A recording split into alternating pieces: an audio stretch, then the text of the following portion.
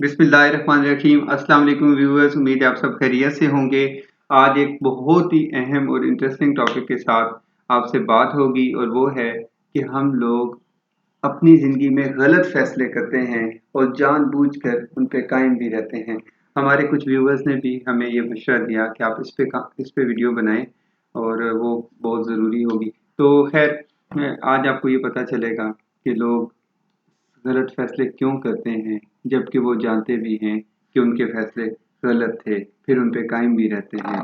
तो आगे जाने से पहले आप सब्सक्राइब कर लें और बेल आइकन को प्रेस कर लें ताकि आपको नई वीडियोस मिलती रहें।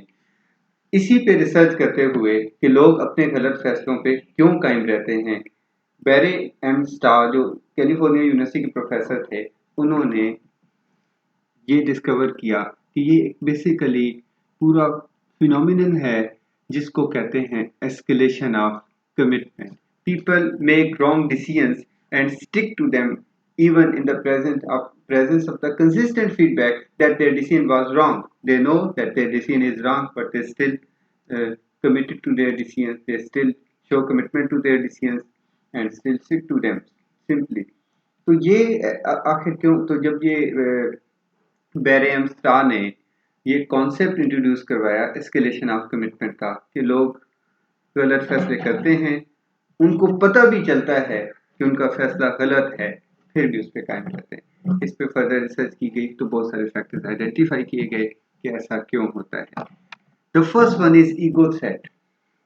हमारी जो अना है उसको ठेस पहुंचती है कि ये हम एडमिट कर लें कि हमारा फैसला गलत था।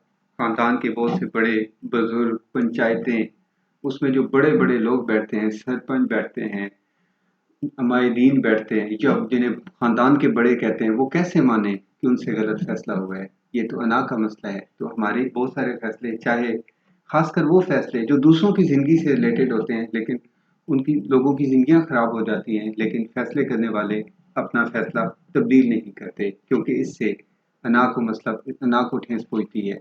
तो एक बहुत बड़ी रीज़न है ईगो थ्रेट।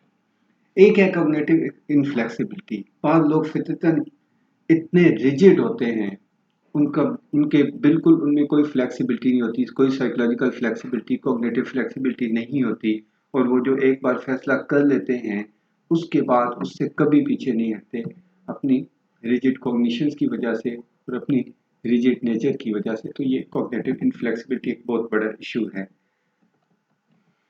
सम कास्ट इफेक्ट।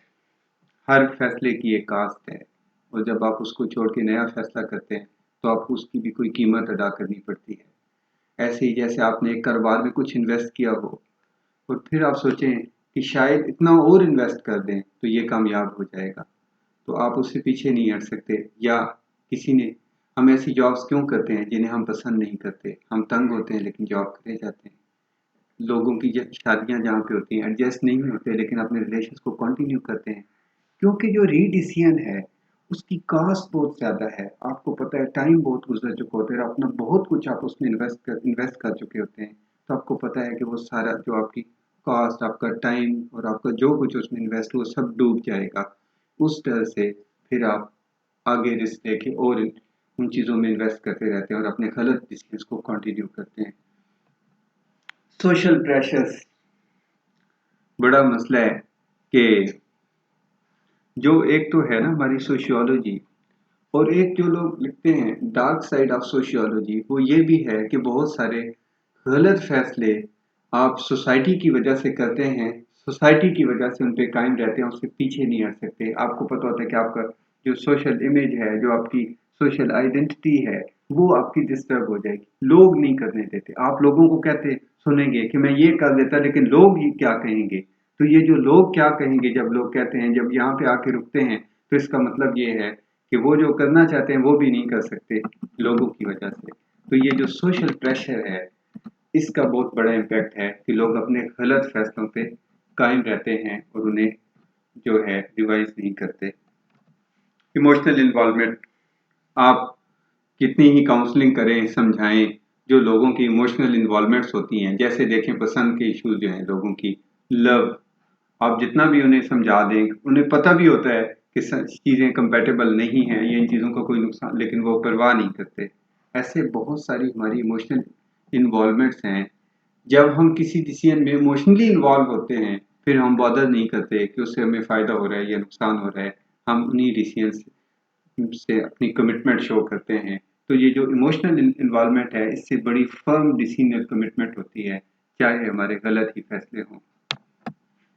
इम्प्रेशन मैनेजमेंट बड़ा मुश्किल है, खुद को कहना कि मुझसे गलती हो गई। इससे तो आपका इम्प्रेशन ही खराब हो जाता है।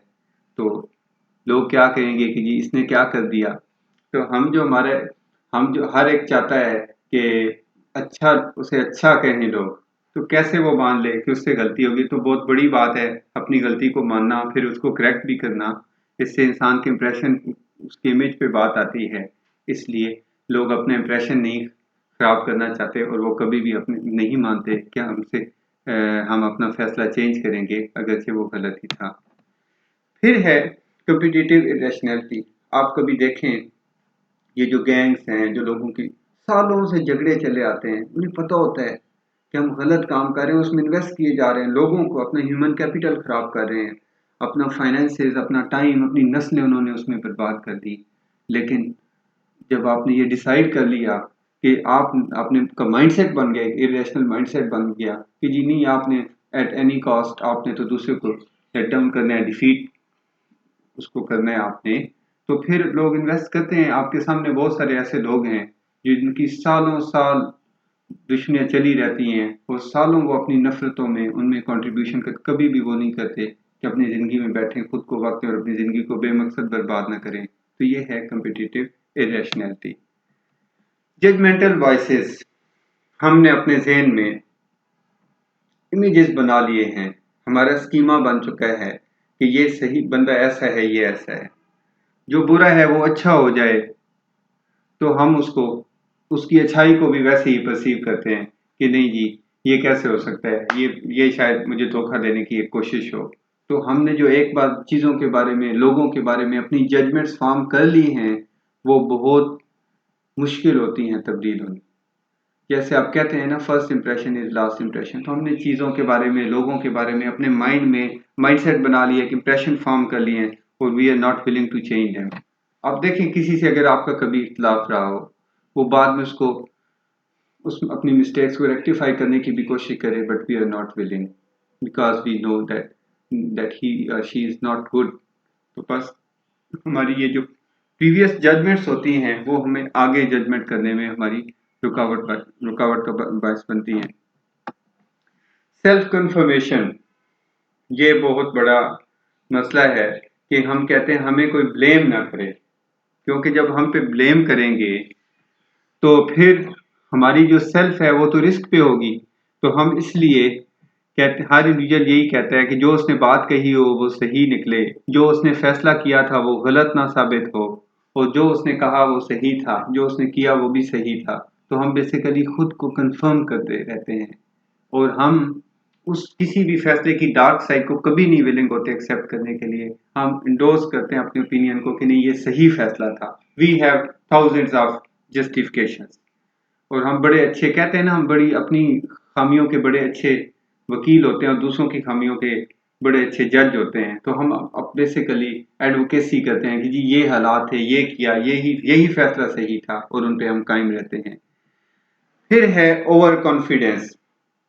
और ओवर कॉन्फिडेंस से जो साइकोलॉजी बताती है, लोगों को ज्यादा नुकसान होता है as compare to lack of confidence.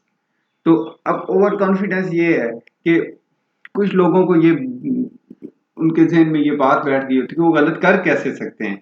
जब इंसान ये सोच ले कि उससे कुछ गलत ही नहीं हो सकता, फिर तो वो जो चाहे करे, उसको तो कोई रिग्रेट भी नहीं होगा और वो तो अपनी हर चीज़ को बड़े, उसके पास तो एक प्रायर जस्टिफिकेशन होगी। इसका मतलब अगर हमारा ये बिलीफ हो जाए, हम अपने बारे में इतने ओवर कॉन्फिडेंट हो जाएं कि हमारा कोई फैसला गलत हो ही नहीं सकता, तो हम उसको एडमिट कैसे करेंगे और उसको चेंज कैसे करेंगे। तो उसके बाद है पर्सनल रिस्पॉन्सिबिलिटी।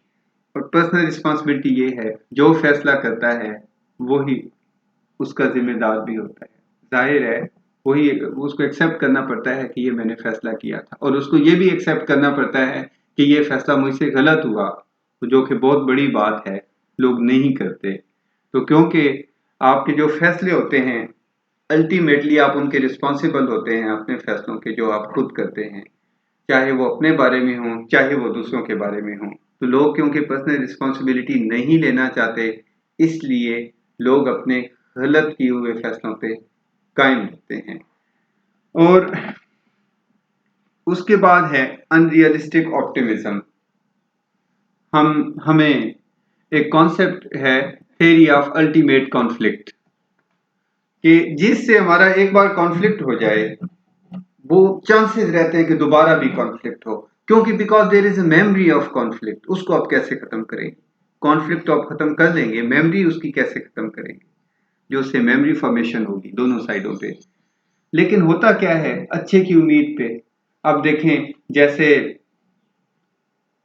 जॉब्स हैं, मैरिजेस हैं, बहुत सारे लोगों की एडजस्टमेंट नहीं होती, बस keep on investing on the same same decision सालों जिंदगियों में, जिसे हम कंपेनियनेट लव भी पढ़ते हैं, सालों इकट्ठे रहते हैं और उसी डिसीजन पे इन्वेस्ट किए जाते हैं कि शायद शायद कोई बेहतरी आए, शायद कोई बेहतरी आए।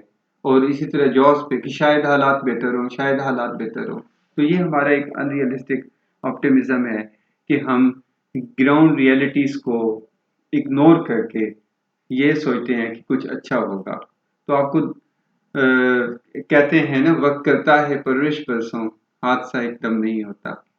तो जो कुछ अच्छा होना होता है उसके आसार नजर आ रहे होते हैं, और जो कुछ बुरा होना होता है उसके भी आसार नजर आ रहे होते हैं। तो खैर ये अनरियलिस्टिक ऑप्टिमिज्म होता है कि हम बहुत ज्यादा ऑप्टिमिस्टिक हो जाते हैं चीजों के बारे में।